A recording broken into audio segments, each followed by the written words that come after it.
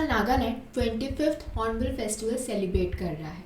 इस फेस्टिवल को festivals of festival कहते हैं और हर साल 1 दिसंबर से 10 दिसंबर तक ये जो पूरा फेस्टिवल है वो मनाया जाता है, सेलिब्रेट किया जाता है। इसके अंदर नागालैंड के जितने भी एथनिक ग्रुप्स हैं वो पार्ट लेते हैं। इसका मेन एम यही है कि नागालैंड का जो रिच कल्चर है उसे रिवाइव किया जा सके, उसे प्रोटेक्ट किया जा सके और उनके कल्चर का जो एक्स्ट्रावेगेंजा है, जो ट्रेडिशंस हैं, उन्हें डिस्प्ले किया जाए। लेकिन इस साल जो नागालैंड है वो अपना 35 ईयर ओल्ड रूल जो है प्रोहिबिशन ऑफ अल्कोहल को लेकर, उसमें कुछ चेंजेस कर रहा है।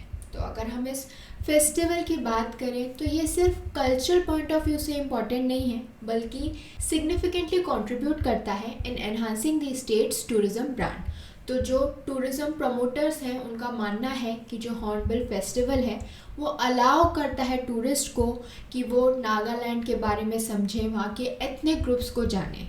और अगर हम नंबर्स की बात करें तो 2023 के अंदर अराउंड 1.54 लाख लोगों ने जो है इस फेस्टिवल को अटेंड किया था, जिसमें से 2000 से भी ज़्यादा फॉरेन टूरिस्ट थे और 37,000 से भी ज़्यादा इंडियन टूरिस्ट थे जो कि इंडिया के डिफरेंट पार्ट से आए थे। और शायद यही रीज़न है कि क्यों जो वहाँ का टूरिज़्म है उसमें ग्रोथ देख के, उसमें बूम देखकर जो नागालैंड की गवर्नमेंट है उसने ये सोचा कि ये जो 35 ईयर ओल्ड रूल है in respect to the ban on alcohol, prohibition on alcohol, उसे चेंज किया जाए। और इन 10 दिनों में जो है अल्कोहल सेल अलाउ की गई है। जी हाँ, इन 10 दिनों के लिए जब तक ये फेस्टिवल है उस टाइम पे अल्कोहल बेची जाएगी, सेल की जाएगी, बेची जाएगी टूरिस्ट को, ताकि उनके लिए भी कुछ अट्रैक्शन हो। तो जो एकेडमिक एक्सपर्ट्स हैं उनका मानना है कि यही वो 10 डेज़ हैं जब जो गवर्नमेंट है वो परमिट कर रही है the open sale and consumption of a local rice beer, जो कि नागालैंड के अंदर बनाई जाती है। ये जो बियर है ये रिफ्लेक्ट करती है a cultural political struggle between Naga ethnic identity and Christian identity. तो इस समय नागालैंड के अंदर एक टसल चल रही है, एक फाइट चल रही है in respect of the point of views, क्योंकि जो टूरिज़्म मिनिस्टर हैं वो तो सपोर्ट कर रहे हैं कि ये जो रिस्ट्रिक्शंस हैं on Indian made foreign liquor उसे ईज़ किया जाए, उसे ख़त्म किया जाए, ताकि हम टूरिस्ट को अट्रैक्ट कर सकें। लेकिन दूसरी तरफ जो नागालैंड बैप्टिस्ट चर्च काउंसिल है वो इस मूव को अपोज कर रही है, वो अगेंस्ट है कि इस तरीके से हमें लिकर का जो लॉ है उस पर इस तरीके से जो है अलाउड नहीं करना चाहिए, ये अलाउड नहीं होनी चाहिए।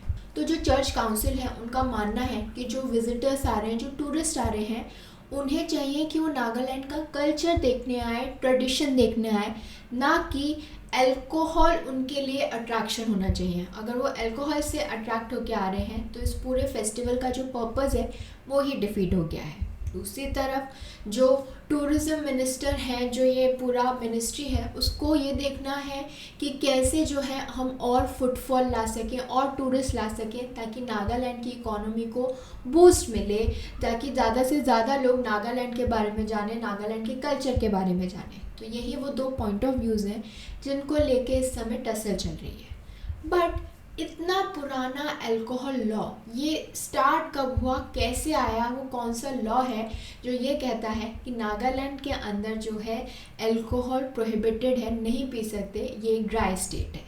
तो ये जो लॉ है ये इंट्रोड्यूस किया गया था नागालैंड के अंदर इन 1989 under the Nagaland liquor total prohibition act, जिसे सपोर्ट करता है वहाँ का चर्च और जो नागा मदर्स एसोसिएशन है वो। बट ये जो प्रोहिबिशन है ये स्टार्ट कहाँ से हुआ, तो इसकी जो रूट्स हैं ये हैं कहाँ से, from the arrival of American Baptist in 1870s। इन्होंने इंट्रोड्यूस किए थे स्ट्रिक्ट मॉरल कोड्स और लेबल किया था कि जो अल्कोहल कंजम्पशन है वो एक सिंफुल एक्ट है, और इसके लिए उन्होंने सज़ा भी सुनाई। जी हाँ, लोगों को सज़ा भी मिलती थी, पेनलाइज किया जाता था जो लोग अल्कोहल को कंज्यूम करते थे। सो बाय 1890s जो अल्कोहल थी वो बैन कर दी गई थी, with violators expelled from the community, यानी कोई भी पर्सन जो इस लॉ को नहीं मानता था उसे कम्युनिटी से बाहर निकाल दिया जाता था। सो वी कैन सी कि नागालैंड के अंदर जो पॉपुलेशन है उसमें से 87% पॉपुलेशन जो है क्रिश्चियन है, बैप्टिस्ट है, जो कि ये मानती है कि अल्कोहल का जो कंजम्पशन है वो एक सिंफुल एक्ट है। बट फिर भी अभी भी आज भी ये जो राइस बियर है उसका कंजम्पशन जो है अभी भी देखा जाता है, ये अभी भी बनाई जाती है। तो वी कैन से कि हाँ ये बैन था, ये लॉ था, बट फिर भी जो राइस बियर है वो परसिस्ट करती थी। तो obviously there was some conflict in the point of views of two kinds of people, जो ये मानते थे कि अल्कोहल जो है एक सिंफुल चीज़ है, नहीं पीनी चाहिए, और वो लोग जो राइस बियर है वो वहाँ बनाई जाती है और उसका कंजम्पशन होता है। बट 35 ईयर्स से वहाँ सब शांति से चल ही रहा था, तो सडनली गवर्नमेंट क्यों चाहती है कि ये जो अल्कोहल लॉ है, जो बैन है अल्कोहल पे, ये हटा दिया जाए, इसमें कुछ रिलैक्सेशन दिए जाएं और अलाउ किया जाए, टूरिस्ट को अलाउ किया जाए। तो गवर्नमेंट ऑफ नागालैंड ने इस पे जो डिस्कशन है वो स्टार्ट किया that whether the alcohol ban should be change और इवन रिपीट। तो ये जो डिस्कशन है ये अगस्त के अंदर स्टार्ट हुआ था during a state assembly session. इस सेशन के दौरान जो गवर्नमेंट के एक्साइज एडवाइज़र हैं उन्होंने काफ़ी सारे इश्यूज पॉइंट आउट हुए। तो सबसे पहला इशू जो उन्होंने रेस किया, जो सामने आया, वो ये था कि क्योंकि अल्कोहल बैंड है तो बहुत ज़्यादा अल्कोहल स्मगलिंग देखने को मिलती है from the neighbouring states, specially Assam. तो वहाँ से स्मगल हो रही है, तो it is not a good thing, क्योंकि बैन करने का जो पर्पस था वो ही डिफीट हो गया अगर इस तरीके से स्मगलिंग हो रही है।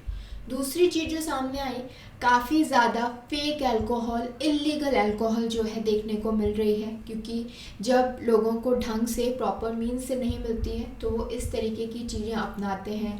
कोई जो है इलीगल अल्कोहल बेचता है, कोई फेक अल्कोहल बना के बेचता है, which is not good for the health of the people.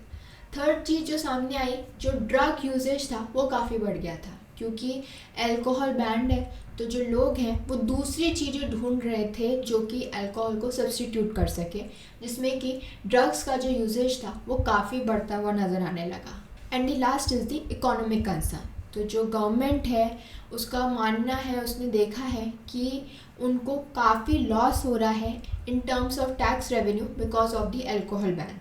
तो कुछ ऑफिशियल्स को लगता है कि अगर हम अल्कोहल को रेगुलेट करेंगे, उसके यूज़ को रेगुलेट करेंगे rather than banning it completely, तो वो बेटर होगा। बट नागालैंड का जो चर्च है उनका स्टैंड टोटली डिफरेंट है, वो इसमें से किसी भी बात से अग्री नहीं करते। उनका कहना है कि there are moral and cultural reasons जिसकी वजह से अल्कोहल को बैन किया गया था और उन्हें हम इग्नोर नहीं कर सकते। जो चर्च लीडर्स हैं उन्हें टेंशन है, दे आर वरिड कि अगर अल्कोहल को अलाउ किया गया at the festival, it could change Naga cultural identity and also bring negative influences into the community.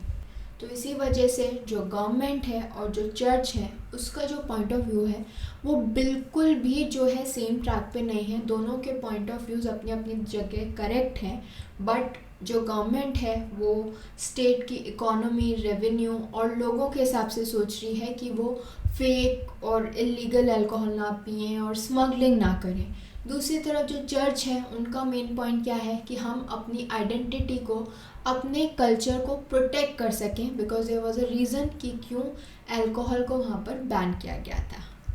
अब ये जो पूरा फेस्टिवल है, हॉर्नबिल फेस्टिवल, ये सेंटर बन गया इस कॉन्फ्लिक्ट का, क्योंकि इसी फेस्टिवल के अंदर इस बार रिस्ट्रिक्शंस जो हैं थोड़े ईज़ किए गए हैं। 35 ईयर ओल्ड जो लॉ था उसमें थोड़े हैं रिलैक्सेशंस लाए गए हैं।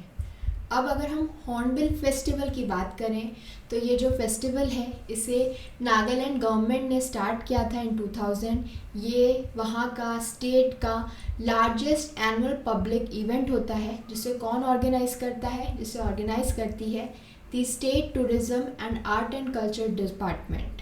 इसका मेन एम यही था, इसे ऑर्गेनाइज़ करने का, इसे स्टार्ट करने का मेन एम यही था कि वहाँ पर टूरिज़्म को प्रमोट किया जा सके और नागास का जो हेरिटेज है, जो कल्चर है, उसे सेलिब्रेट किया जाए। क्योंकि इस फेस्टिवल की वजह से एक प्रॉपर प्लेटफॉर्म मिलता है, एक सिंगल प्लेटफॉर्म मिलता है for the 14 recognize Naga tribes, जहाँ पर वो आके अपने यूनिक ट्रेडिशंस को, प्रैक्टिसेस को शोकेस करते हैं।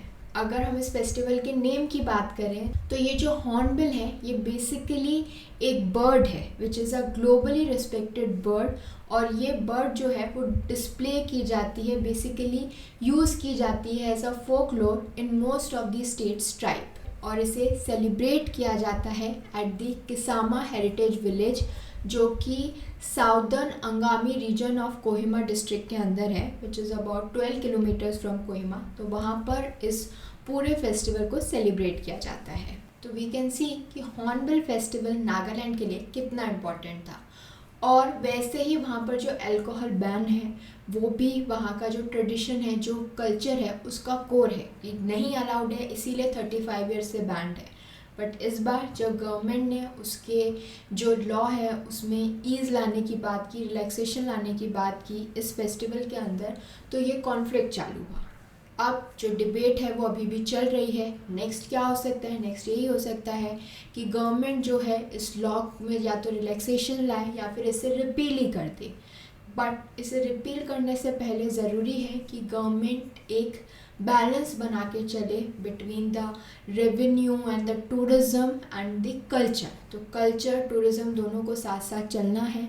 दो ये जो फेस्टिवल है इस बार इसके अंदर कुछ रिलैक्सेशंस किए गए हैं, तो अब देखा जाएगा कि इस रिलैक्सेशन से कुछ फ़ायदा हुआ है या नहीं, क्या टूरिज़्म को बूस्ट मिला है, टूरिस्ट का क्या सोचना है। तो इन सभी चीज़ों को देखकर सोचकर जो है नेक्स्ट स्टेप जो वहाँ की गवर्नमेंट है वो लेगी। तो गवर्नमेंट ऐसा नहीं है कि सिर्फ रेवेन्यू को देख के, टैक्स को देखकर और जो स्मगलिंग हो रही है उसको देख के डिसीजन ले, बल्कि जो वहाँ का कल्चर है, जो हेरिटेज है, उसके साथ भी बैलेंस बिठाए। तो आपका इस बारे में क्या सोचना है मेरे साथ कमेंट बॉक्स में शेयर कीजिए। और अगर मेरा वीडियो अच्छा लगा हो तो प्लीज़ मेरे चैनल को लाइक, शेयर एंड सब्सक्राइब करें। Thank you.